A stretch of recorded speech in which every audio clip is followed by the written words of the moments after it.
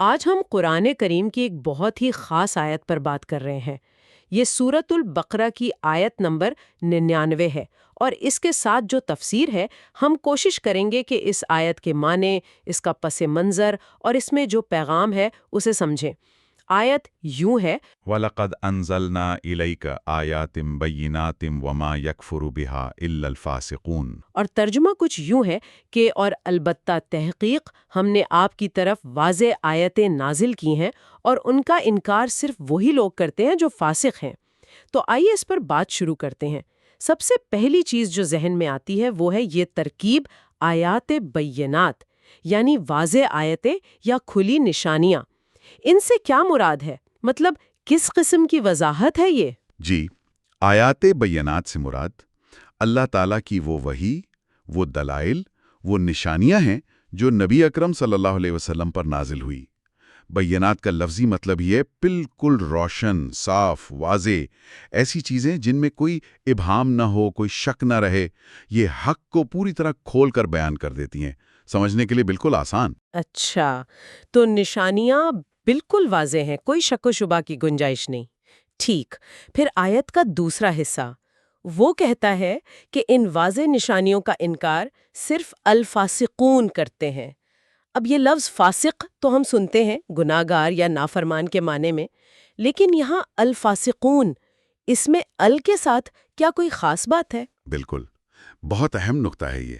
تفسیر میں یہ بات واضح کی گئی ہے کہ فاسق عام گناہگار کو بھی کہتے ہیں، لیکن یہاں الفاسقون سے مراد وہ لوگ ہیں جو جان بوجھ کر دیدہ دانستہ اللہ کی اطاعت کے دائرے سے باہر نکل جاتے ہیں، جو کفر و سرکشی میں آپ کہہ لیں کہ پختہ ہو چکے ہوں۔ اچھا، یعنی یہ صرف کوئی غلطی نہیں بلکہ ایک رویہ ہے۔ جی ہاں، جب کسی گناہ کے لیے فسق کا لفظ آتا ہے تو وہ اس کی سنگینی کو بھی ظاہر کرتا ہے، اور یہاں الفاسقون میں جو شروع میں ال ہے نا، یہ جنس کے لیے ہے، یعنی یہ ایک خاص قسم کے خاص طبقے کے لوگوں کی طرف اشارہ ہے۔ یہ وہ ہیں جنہوں نے حق کو پہچان لیا، اس کی وضاحت دیکھ لی، لیکن پھر بھی اسے رد کر دیا۔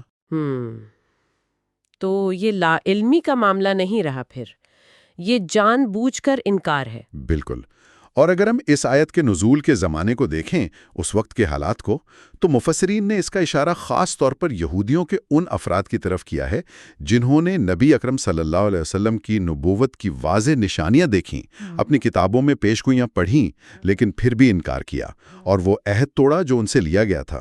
اچھا، اور یہیں پر وہ بات آتی ہے جو تفسیر میں اس آیت کے نازل ہونے کے پس منظر کے طور پر بیان ہوئی ہے۔ وہ شان نزول کیا تھا؟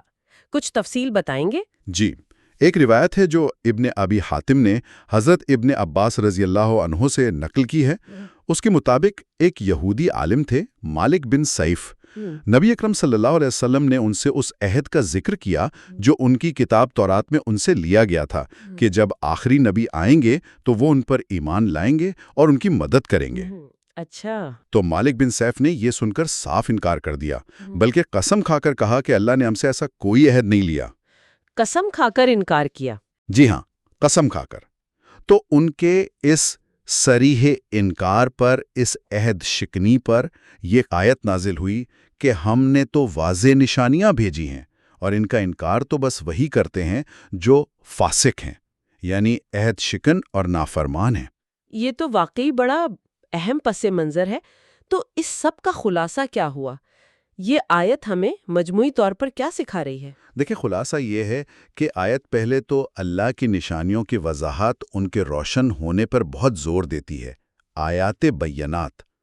پھر یہ بتاتی ہے کہ ایسی کھلی، روشن سچائی کا انکار کوئی معمولی بات نہیں، یہ صرف نظریاتی اختلاف نہیں ہے۔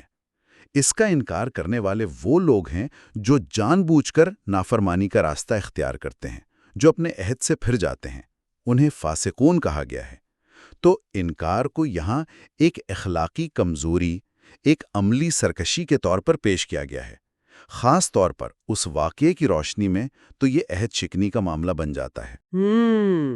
یہ واقعی بڑی گہری بات ہے کہ جب حق بالکل واضح ہو جائے تو اس کا انکار صرف لا علمی کی وجہ سے نہیں ہوتا، بلکہ شاید دل کی کوجی یا تکبر یا کسی عہد سے پھر جانے کی وجہ سے ہوتا ہے۔ بالکل درست۔ اگر ہم اسے تھوڑا اور وسیع تناظر میں دیکھیں تو یہ آیت حق کی پہچان اور اس پر انسان کے رد عمل کے درمیان ایک لازمی تعلق کو واضح کرتی ہے۔ جب حق اپنی پوری آب و تاب کے ساتھ سامنے آ جائے تو فطری تقاضا تو یہی ہے کہ اسے قبول کیا جائے۔ اس وقت اگر کوئی انکار کرتا ہے تو وہ پھر دلیل کی بنیاد پر کم اور اپنی نفسانی خواہشات، ضد، تکبر یا جیسے یہاں ذکر ہوا پچھلے وعدوں سے انحراف کی وجہ سے زیادہ ہوتا ہے۔ گویا انکار کو ایک مورل فیلئر، ایک اخلاقی ناکامی کے طور پر دکھایا گیا ہے۔ صحیح، یہ بہت اہم نکتہ ہے۔ تو اس گفتگو کے اختتام پر اپنے سامعین کے لیے ایک سوال چھوڑ جاتے ہیں سوچنے کے لیے۔ یہ جو واضح نشانیوں کا تصور ہے اور پھر ان پر رد عمل کا، یہ آج ہمارے لیے کیسے متعلقہ ہے؟ آج کے دور میں ہمارے لیے واضح نشانیاں کیا ہو سکتی ہیں؟ ضروری نہیں کہ وہ مذہبی ہی ہوں، زندگی کے دوسرے معاملات میں بھی ہو سکتی ہیں۔ اور جب ہم کسی واضح سچائی کا سامنا کرتے ہیں تو ہمارا رد عمل، قبول یا انکار کن چیزوں پر مبنی ہوتا ہے؟ کیا آج بھی انکار کی بڑی وجہ اکثر وہی فسق یعنی جان بوجھ کر حق سے منہ موڑنا ہی ہوتی ہے؟